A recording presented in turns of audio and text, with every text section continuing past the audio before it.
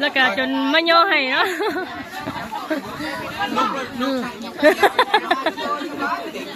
แล้วก็จนมาให้จนมาให้แม่ครัวพี่น้อง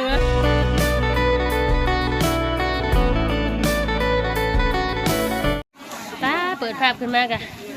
อยู่กับหมักพริกเลยมื้อนี้อยู่กับสาดวงเด้อสบายดีสวัสดีพี่น้องเอ้ยมื้อนี้ก็มาซอยงานเวียกอยู่เพื่อนแม่น้องนิวพี่น้องเอ้ยเพื่อนแม่วินเนอร์แม่น้องนิวแม่วินเนอร์บ่าวบุญสารวัตรมื้อนี้มาซอยเวียกซอยงานน้องมื้อนี้งานบุญเด้อพี่น้องเด้องานมื้อสุดท้ายมื้อนี้ทางนั้นก็จกข้าวจกน้ำอยู่ทางนั้นขาดไม่ได้คนต่ำหุงแช่เฮาเนี่ยใช่บังขาดไม่ได้งานเลยจิ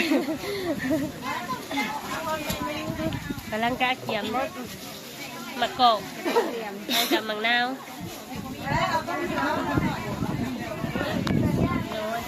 สาวพวงได้มาพริกเลยมันไม่ใช่ตำเกลื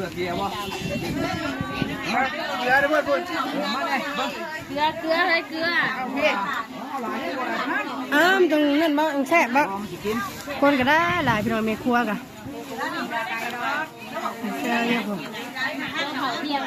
เตรียมใส่ย่อข้าวเที่ยงเดี๋ยวได้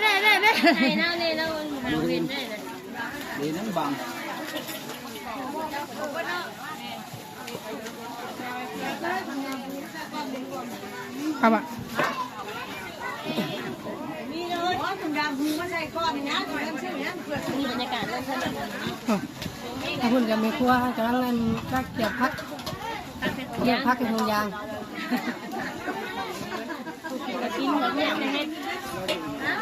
เปลี่ยนกันแผนกกันเฮ็ดพ่อเด็กก็เคย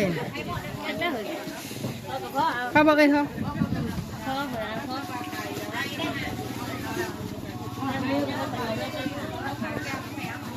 เปิดภาพมาทางนี้กันนั่งเรียนกันฉลอยอยู่ซุ่มเจ้ทางนี้สบายดีนะทางนี้นะ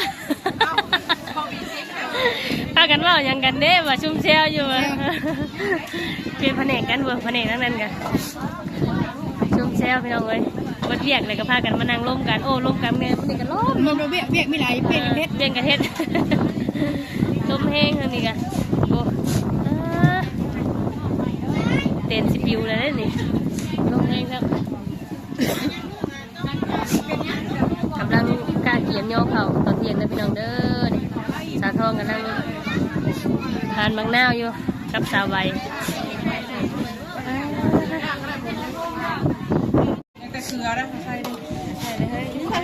ลาบพี่น้องมันจะขวดแล้วก็จะมาซุปลาบซีนก้อยซีนย่อเข่าตอนเที่ยงพี่น้องเลยเกลือเผาใช่ที่ยำเข้มม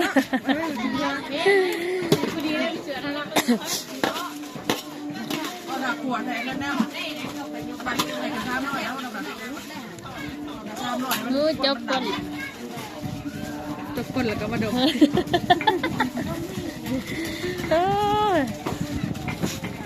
2 กระซามเลยสินจะขวไว้กระซามไม่ได้บ่ตัวกระซามหน่อยตัวนี้ดิโย่ใส่ตัวแรกคนละทานใส่อยู่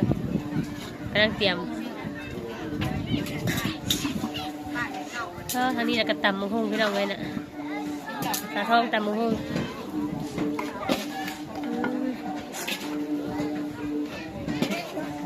จวดเลยมันทางนี้ก็ลาบสิ้นหัวสิ้นซอยจุบ่จุ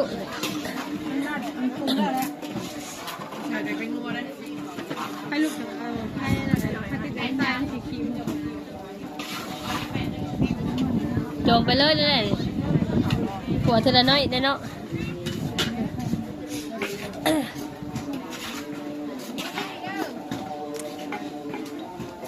แขกคนกำลังลังมาพี่น้องเลย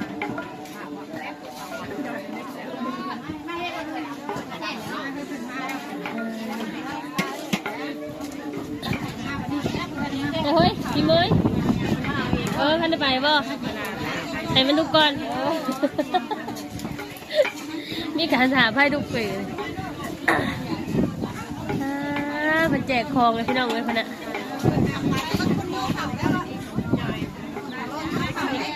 เอาแม่เฮ้ยพี่เมย์นี่แจกของนะเอาชิบะเอาแม่นี่เดี๋ยวเราให้เขาแล้วจะให้เขาแล้วนี่เขาได้เลยนี่มาชิมเบิ่งก่อนชิมก่อน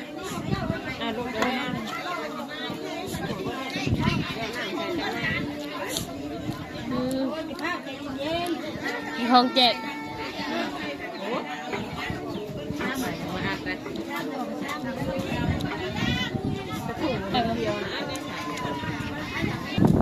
หัวสิ้นเลยนะให้หากระติดสิ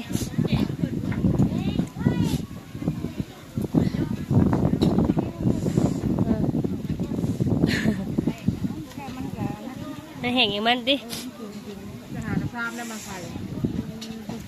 หัวสิ้นพี่น้องเลย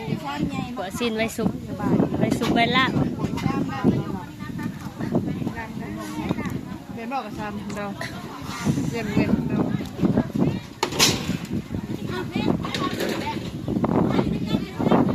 ที่ข่าวเพลน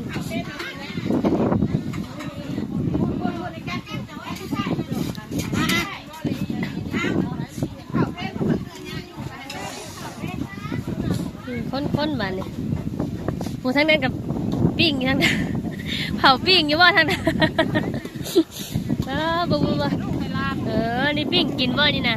ปิ้งไงลูกไม้ลานเป็นอาเซียบจ้ะ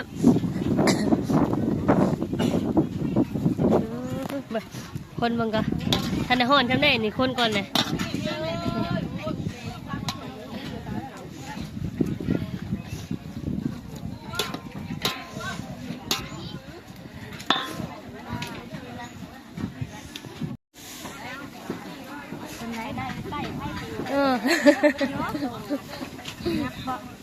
หากระซุกกระซามหนึ่งยังกระซามหนึ่งพี่ฉันนี่กระตามมงคงกล้ามใหญ่เลยแบบนี้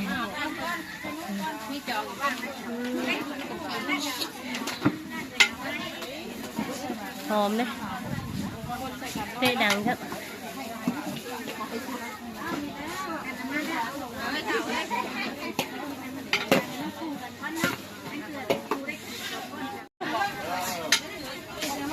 หอมเนี่ย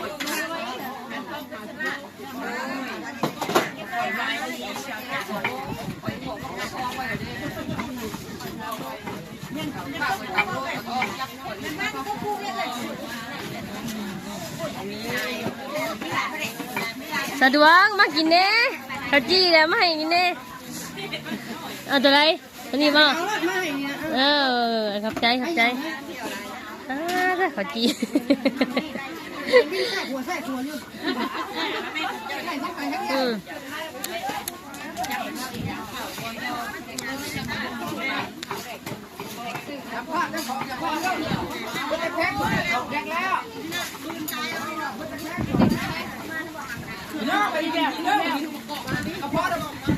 พอแล้ว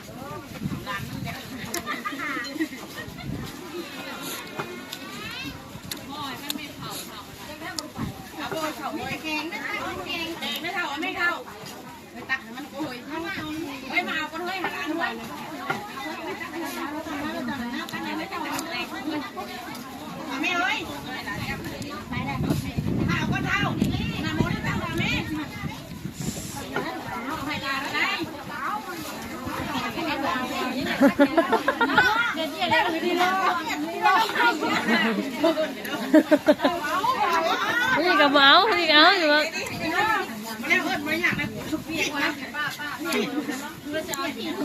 ไม่ครัวเถียงกันบ่เจ้าข่าวอยู่กับเถียงกันทางนี้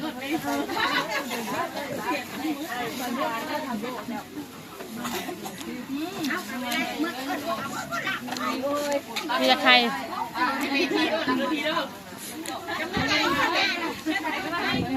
ดึกมา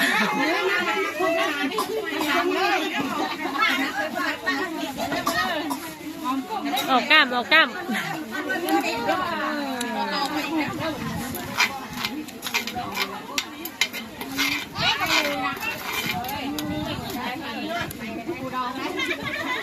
เป็นนะเธอไม่เป็นหรอไหนนะ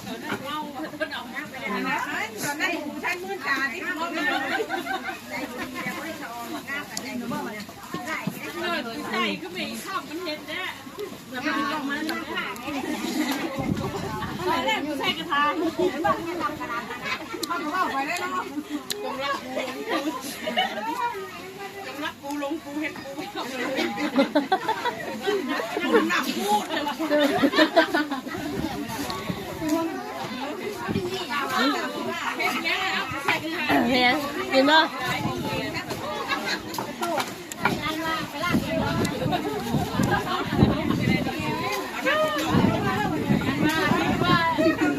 พอเลย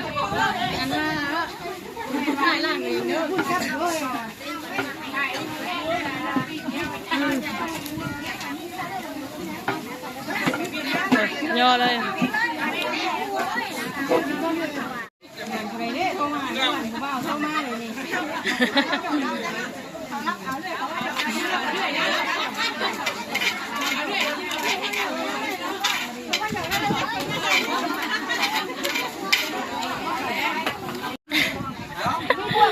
แล้วก็จนไม่ย่อให้เนาะ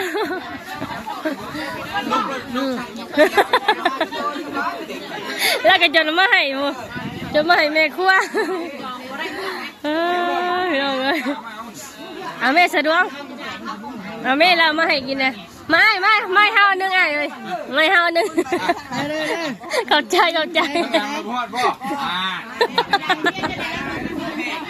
เมียเขาไม่ได้กินนะมันจะหาเราไม่ได้กินแล้วนะตามจะมาหุ้งแจ็บป่ะอ๋อพี่น้องเอ้ยนี่ของแจกชิมมันก่อน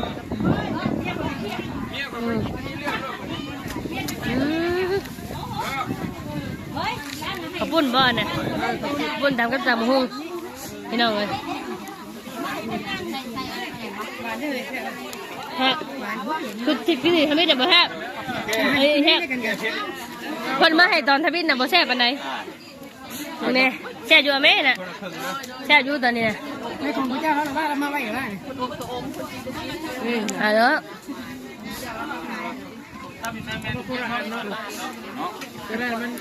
งานอยู่ใส่สาทองแล้วมาตำหุ้งฮะแต่ว่าเราตำแซ่บเราตำมือเขามากินต้นลูกมีเลยไม่ได้เป็นคนเก่าเลยเอามาต้นลูกไม่ยังแซ่บเราตำเลยเอาเพื่อนตำมาหุ้งนะเอาเพื่อนคนได้เมื่อตอนลูกตอนเมียอยู่เพื่อนมาตัวหัวจะตำแซ่บนะเบิ่งนู่นเทคนิคที่เราเห็นนัวน่ะถ้าเบิ่งปลายเล็กเราหลักจองทอดเนี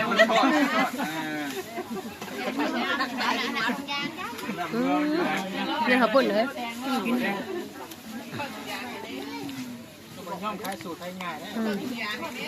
ลักสูตรตามที่เคยสังเกตมาเด้อลักสูตรสั่งทุกเครื่องมันหลายไอ้เครื่องมันท่วมมันแพงนี่เลยเครื่องแต่พอไปยัดเครื่องมันจะใช้เป็นเงาเป็นยกมันกรอบนะโอ้ที่มันเข้มมันยังเหงื่อ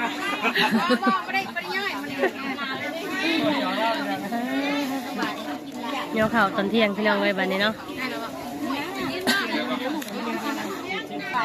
ซิมเฮ้ยฝีมือแล้วนี่เฮ้ยเห็นแล้วเนี่ยนี่เคยมากินกับบ่อย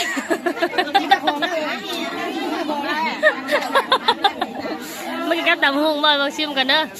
หมูซีกินได้เลย ทราบปะนัวดิ แซ่บเลยคือแต่ไม่เคยเนาะ มันนัวดิ แล้วเปิดห้างคือฉันเที่ยวของไปซื้อลูกอยู่ต่างหากเปิดไม่เคยหรอก ถ้าเกิดตั้งก็ได้ปะ